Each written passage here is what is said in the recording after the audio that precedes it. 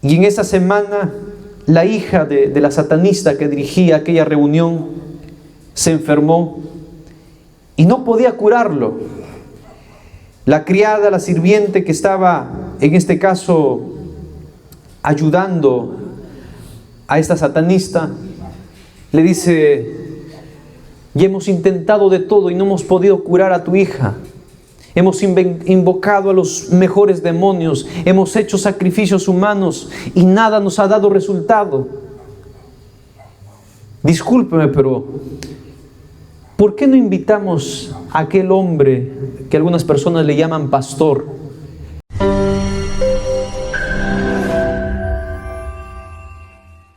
Hay un personaje llamado C.S. Lewis que se hizo famoso porque escribió uno de los libros que se llama Crónicas de Narnia. Es el autor de este libro, que luego de eso también se convirtió en películas y en algunas series.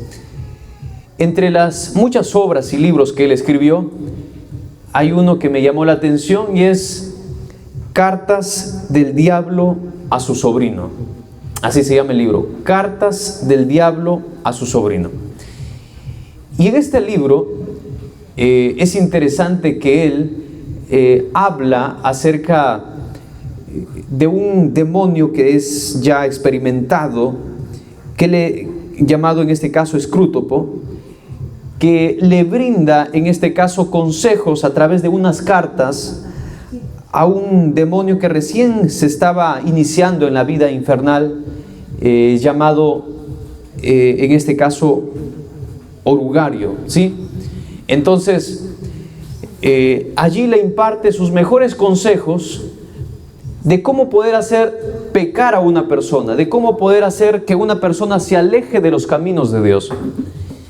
Y es interesante porque el ser humano siempre ha tenido tentaciones para poder alejarse de Dios.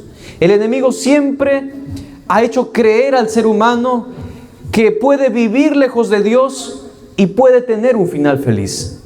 Pero saben, el pecado siempre paga mal. Pecar no es gratis. El pecado es como una, en este caso, como una cuenta bancaria, una tarjeta de crédito. Usted gasta, gasta y gasta, pero en algún momento tiene que pagar. Y pecar no es gratis. Todo pecado trae una consecuencia. Solo que el enemigo, cuando te incita a poder pecar, te incita a poder alejarte de Dios, él no te presenta las consecuencias de tus pecados, sino solamente te presenta la parte bonita. Cuando el enemigo hizo pecar a Adán y a Eva, nunca le dijo a Eva de las consecuencias que le traería. Cuando el enemigo hace a una persona caer en adulterio, nunca le hace imaginar o pensar, nunca le trae a la mente en que ese acto que está cometiendo destruiría su matrimonio. Es decir, el enemigo oculta las consecuencias porque sabe que eso no le conviene. Y es interesante que el ser humano siempre tiene la libertad para poder alejarse de Dios. Usted no puede servir a Dios por obligación, eso no funciona en la vida cristiana.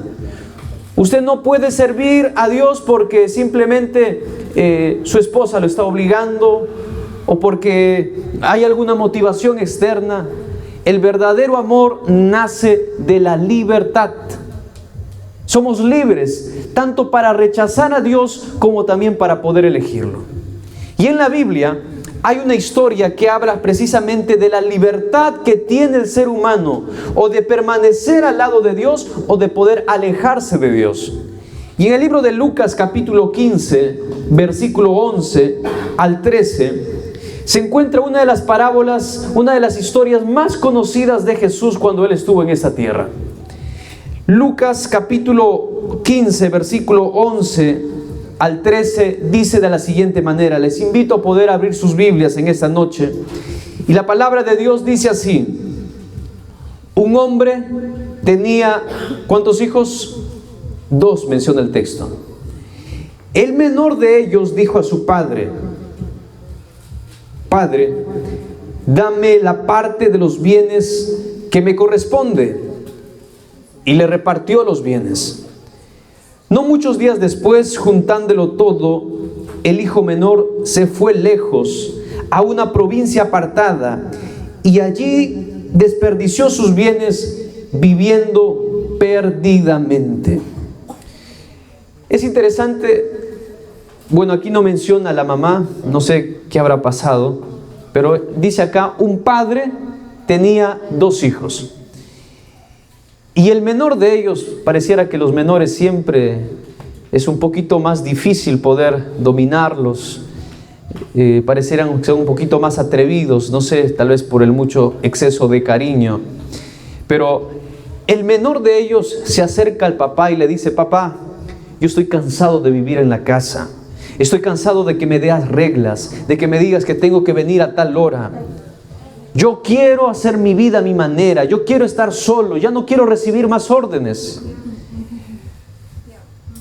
Y tal vez yo me imagino al padre y le dice, pero ¿qué de malo yo te he hecho? ¿Por qué te quieres ir? Y allí él le dice, papá, yo quiero que me des la herencia. ¿Y sabes qué significa en ese tiempo? ¿Qué significaba que un hijo le pidiera la herencia a su padre? Era como que si el hijo le estuviera diciendo a su papá, papá, ¿cómo me gustaría que ya te murieras para que me puedas dejar los terrenos que tú tienes? ¿Cómo me gustaría que te murieras para poder ya tener todas las riquezas que tú tienes? El hijo le dice, dame la parte que me corresponde. Pero a pesar de eso, el padre decide concederle lo que el hijo le estaba pidiendo. Le da las riquezas allí y antes de despedirlo, yo imagino que lo abraza y como buen padre le dice, allá no te va a ir bien, pero si algún día algo te llega a pasar y llegas a tocar fondo, recuerda que yo estaré aquí siempre para poder recibirte con los brazos abiertos. Yo recuerdo cuando terminé la secundaria, cuando un estudiante termina la secundaria, uno tiene que decidir qué hacer con su vida. Y recuerdo cuando mis padres me llamaron, especialmente mamá me dice, hijo, en la casa siempre habrá un lugar para ti. Y es lo mismo, tal vez pienso que el padre le dice a este hijo, pase lo que pase, recuerda que siempre tendrás un lugar en casa. Tal vez en ese momento el hijo no entendía esas palabras, así que toma el dinero y se va a un lugar apartado, un lugar lejos. Y la Biblia dice que ahí comienza a vivir perdidamente. Comienza a juntarse con malos amigos, mujeres, diversiones, fiestas y todo lo que el mundo puede ofrecer. Y es que somos libres para poder apartarnos de Dios o para poder permanecer al lado de Él. Y es interesante, el pecado puede dar felicidad momentánea, porque si no nadie pecara. El pecado en cierta manera es atractivo, pero su final es camino de muerte, dice la Biblia. Pero el pecado, la felicidad que da el pecado es una felicidad que te mete en problemas. Cuando ya tú menos te das cuenta, ya tu vida está destruida. Apartarse de Dios, habiéndolo conocido, es peor que nunca haberle, en este caso, llegado a conocer. Es decir, aquellos que conociendo a Dios deciden apartarse del camino de la vida, dice el texto que mejor hubiera sido nunca haber conocido a Dios, porque nuestro estado vuelve a ser peor de lo que en un inicio era antes de conocer a Jesús. Escuché la historia de un evangelista que fue invitado a predicar en California. Él estaba en una predicación muy grande, un público muy extenso, y cuando él invita a las personas para poder acudir adelante para hacer la invitación, dentro de ellos estaba una mujer vestida escandalosamente y su cuerpo estaba muy pronunciado porque el vestido que ella portaba era muy ajustado, muy pronunciado. Y este evangelista, cuando comenzó a llamar a las personas para aceptar a Jesús, y como él estaba en la parte más alta, llegó en este caso a mirar con lujuria sensualmente a esta mujer. Pasaron las semanas llegó a acercarse más a ella hasta que finalmente adulteró con esta mujer. A los pocos días su familia estaba destruida. No pasó mucho tiempo. Este evangelista, ex evangelista, fue destituido de la iglesia. Y en una ocasión estaba saliendo con una prostituta en un burdel. Y la mujer con la cual él estaba saliendo también tenía novio prácticamente. Y él, de celos, esperó que saliera. Y cuando ingresó a los servicios, él lo estaba esperando y de 5 balazos mató a este ex predicador, a este ex evangelista. En los diarios de la ciudad salió: manera de morir de un ex hombre de Dios. Y sabes, nosotros no somos exceptos de caer en un pecado así. Tú no te imaginas de lo que el enemigo puede llegar a hacer en tu vida si tú le das parte. No juegues con Dios.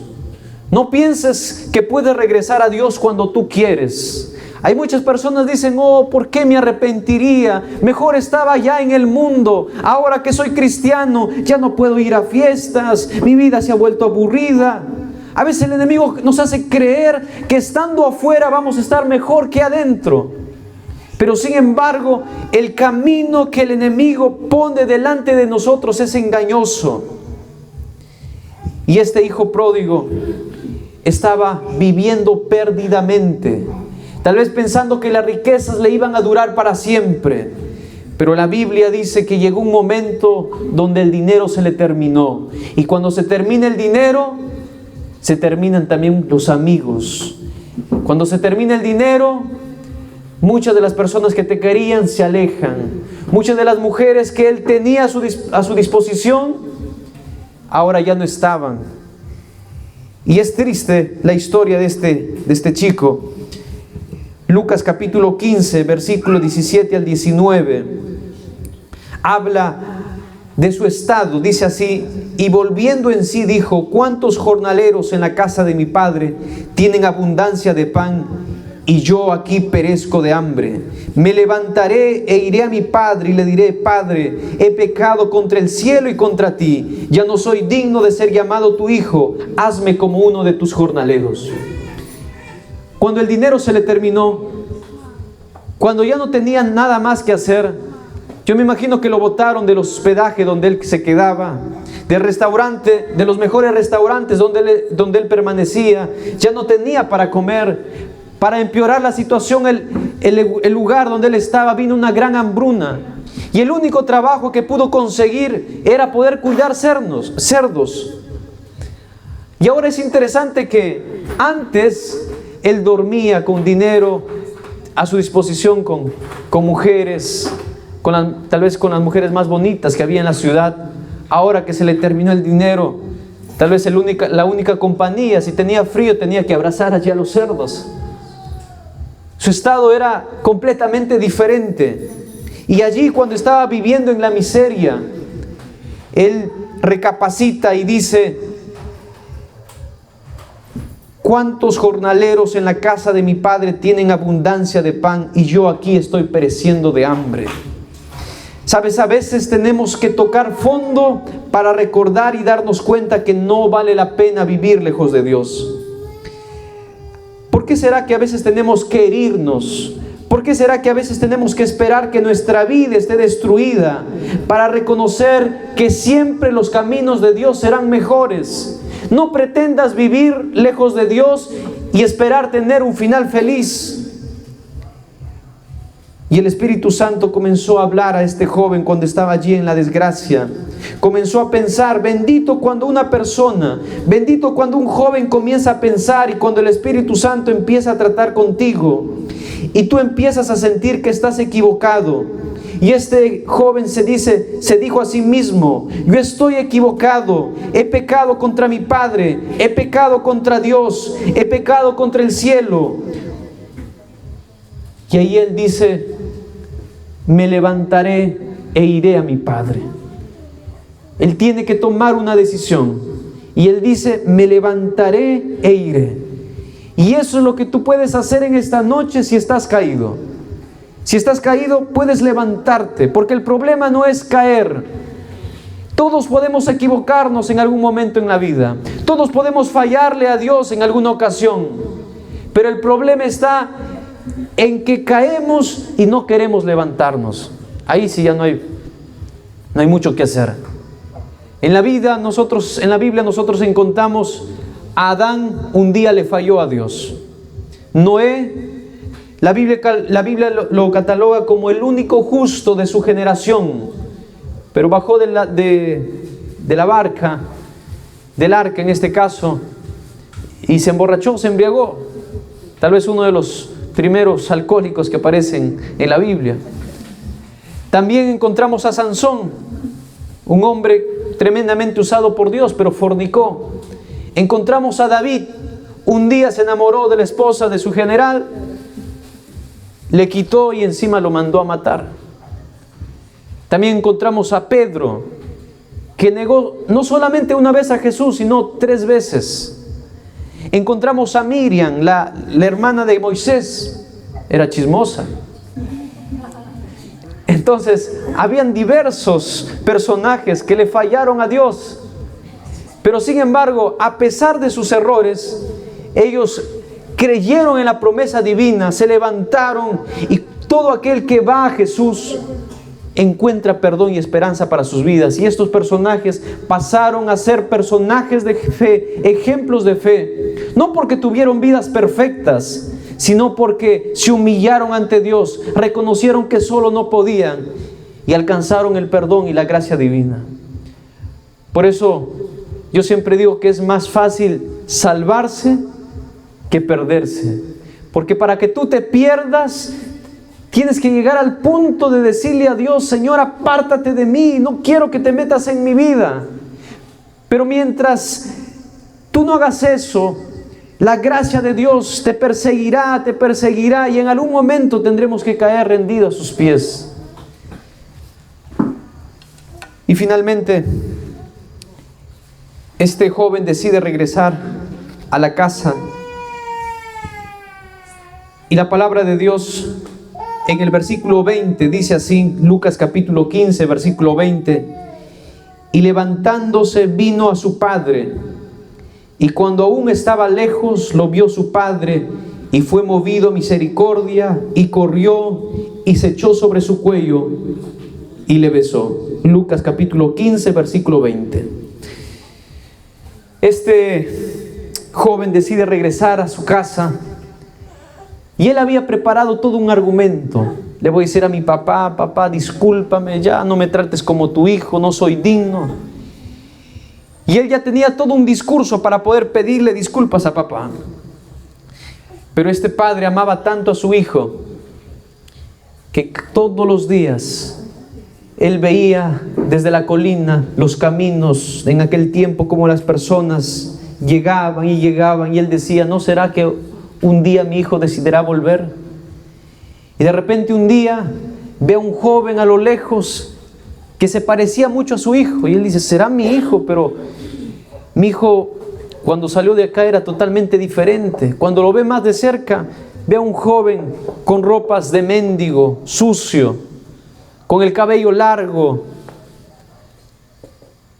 y cuando se da cuenta, se trataba de su hijo. Y cuando la Biblia dice que lo ve, dice acá el versículo 20: levantándose vino a su padre, y cuando aún estaba lejos, lo vio su padre, y fue movido a misericordia, y corrió, y se echó sobre su cuello, y lo besó.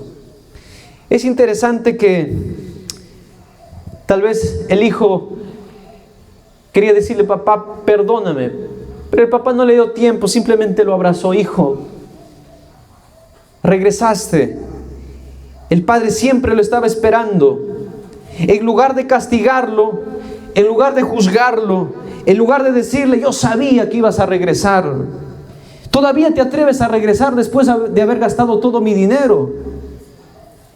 En vez de reprocharlo, de castigarlo, ¿saben lo que hace? En lugar de tratarlo mal por haber desgastado todos sus bienes, manda hacer una fiesta, manda a matar el mejor becerro, manda a hacer una fiesta en su honor, le da un anillo de oro.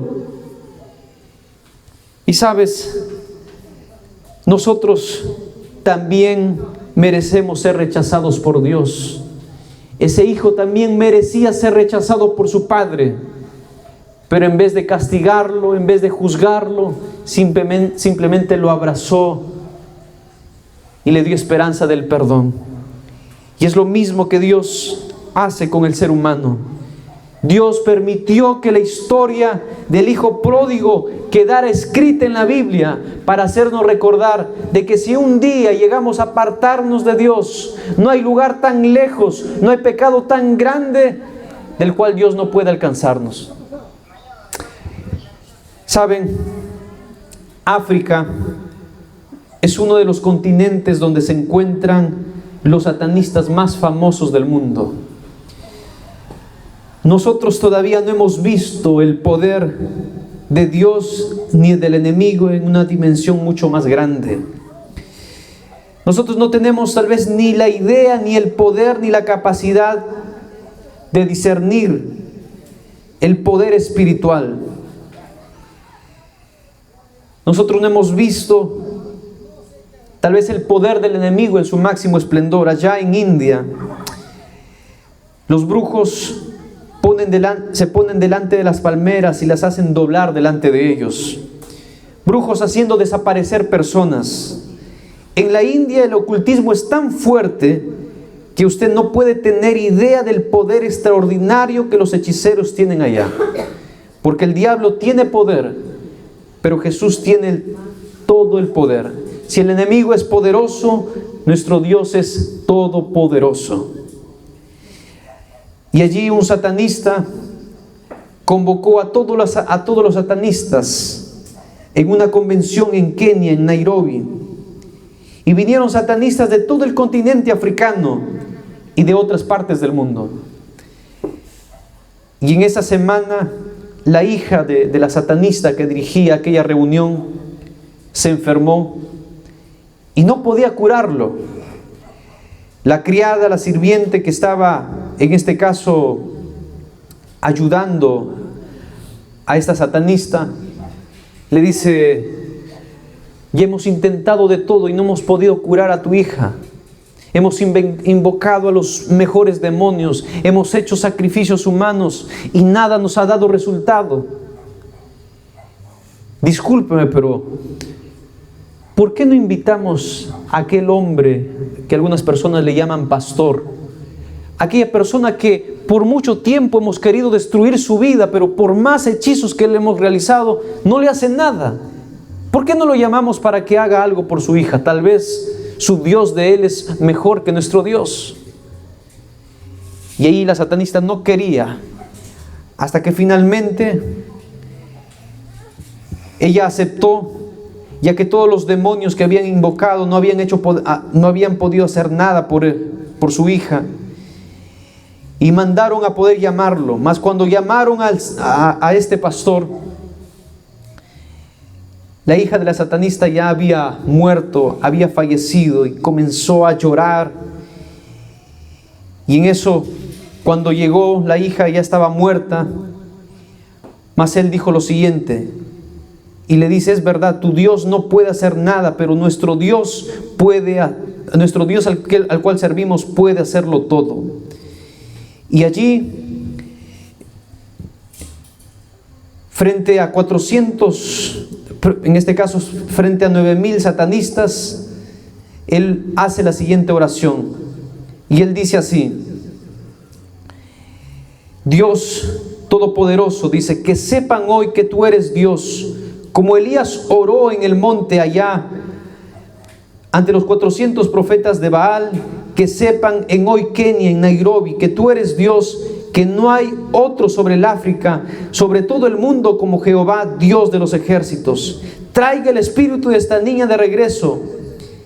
Y la gloria de Dios descendió sobre ese monte, y él oró, y en un momento los deditos de aquella niña comenzaron a moverse, y el Señor lo levantó de entre los muertos. y 9,000 satanistas se arrodillaron y dijeron: solamente Jehová es Dios, solamente Jehová es Dios. Los hechiceros, los brujos pueden tener mucho poder, pero ellos no tienen la capacidad de poder hacer resucitar a las personas. Solamente ese poder le pertenece a Dios. Y es interesante que la Biblia, cuando habla de Dios, lo presenta de diversas formas para poder presentar la grandeza de Dios. La Biblia habla acerca de Dios como aquel Dios Elohim, aquel Dios que es infinitamente grande, superior a los seres humanos, pero también presenta a Dios con la palabra Yahvé, cuyo nombre denota cercanía, relación. En otras palabras, Dios te dice: yo soy el creador de todo, pero también soy tu amigo, soy tu padre, yo soy el dueño de tu existencia, pero yo también soy un padre que te espera por ti. Yo quiero finalizar el mensaje de esta noche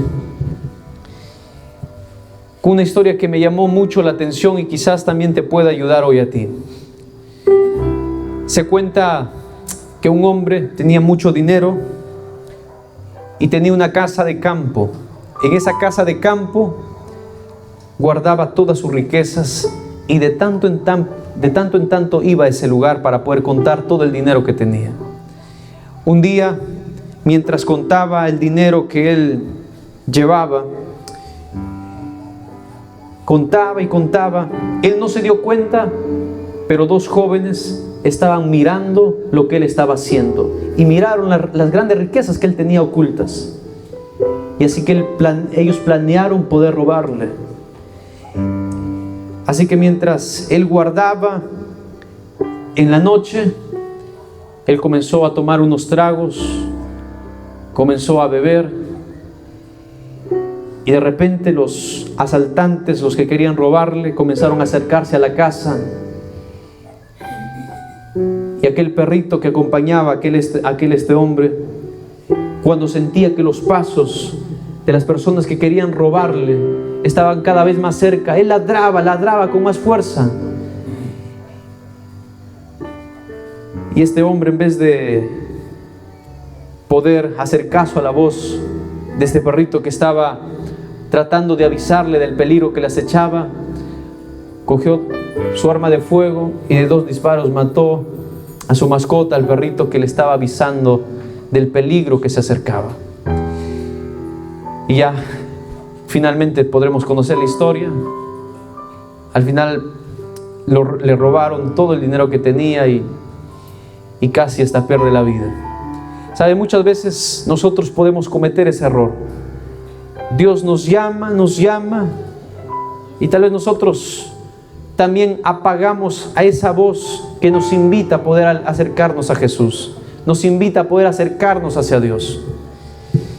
La historia del hijo pródigo nos hace recordar cuán grande es el amor de Dios por sus hijos, cuán grande es el amor de Dios por el ser humano.